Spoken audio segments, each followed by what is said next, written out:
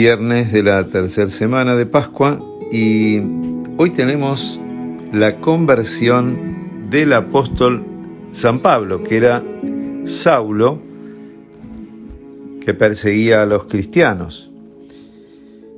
Yendo por el camino, llegando cerca de Damasco, súbitamente, mientras iba a buscar cartas para meter presos más cristianos, que lo llamaban los del camino, ese fue el primer nombre que nos dieron, porque Jesús había dicho soy el camino, y a todos los que seguían a Jesús lo llamaban los del camino.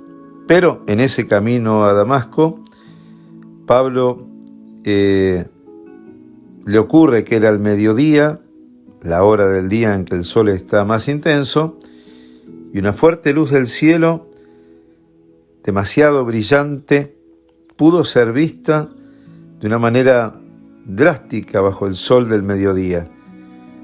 Pablo dice que esa luz sobrepujaba el resplandor del sol.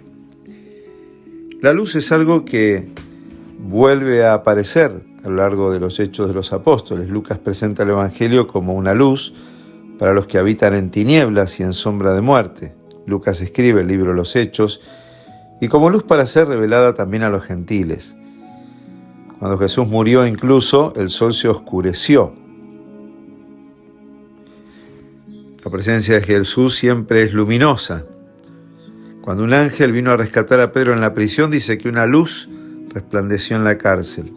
Y más adelante Pablo dirá que Dios le ha puesto para ser luz de los gentiles.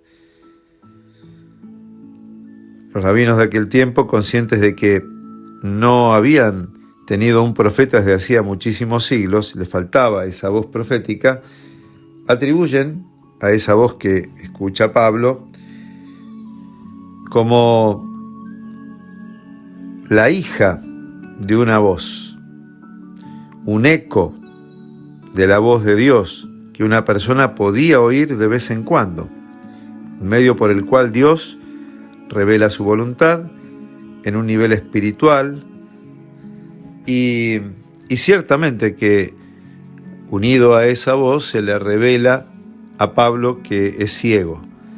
Pasará 3 días sin ver nada. Y lo llevan a Ananías, que describen como un varón pío conforme a la ley, que tenía buen testimonio de todos judíos que allí moraban. Y Dios le habla también a Ananías, pero Ananías protesta, porque sabe que Pablo estaba metiendo presos a los cristianos, y Ananías era creyente. Entonces, Ananías finalmente se entrega también a esta llamada de Dios, le impone las manos y le comunica al Espíritu Santo. Es todo un signo de un proceso de iluminación, un proceso de integrarse a la iglesia, como la conversión de Pablo nos refleja cómo son los procesos también de cambio y de transformación. Son en la iglesia, son en comunidad.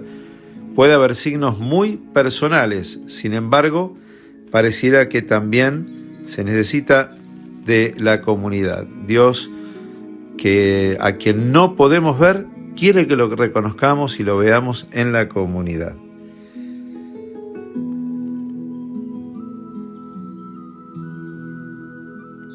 Pablo se va a ir adaptando a esta nueva comunidad y tendrá que vivir todo un cambio de mentalidad a la luz de su propia experiencia con Cristo resucitado,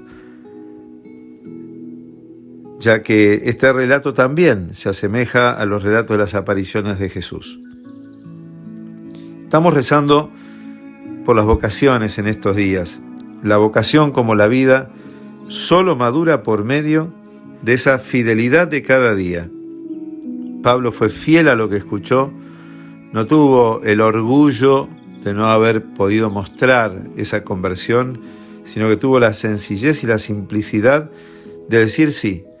Y luego de seguir un camino de fidelidad, aunque tuvo que pasar muchos años en que confiaran en él y de que era auténtico lo que él vivía.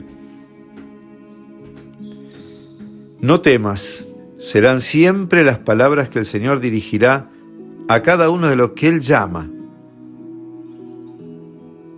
Cuando aún en medio de incertidumbres y vacilaciones nosotros mismos podamos sentir que ya no podemos postergar el deseo de entregarle a Dios la vida, las palabras que nos repite siempre serán, aún en medio de pruebas e incomprensiones o luchas de cada día por cumplir su voluntad, el no temas, yo estoy contigo. Son estas palabras que tenemos que redescubrir cuando a lo largo del camino, como le pasa a Pablo, tiene que reconocer que es el Señor el que está en el camino. Volver a escuchar la llamada y volver siempre al primer amor. Pablo tenía un fuerte amor a Dios y no conocía el amor de Cristo y lo descubre con esta visión. Así entonces, dejémonos llamar por el Señor, reconocer los signos de su presencia que iluminan nuestro día y seamos fieles a Dios como lo fue Pablo, como lo fue José. Y que la paz de Dios esté contigo y te bendiga Dios Todopoderoso, que es el Padre, el Hijo y el Espíritu Santo. Amén.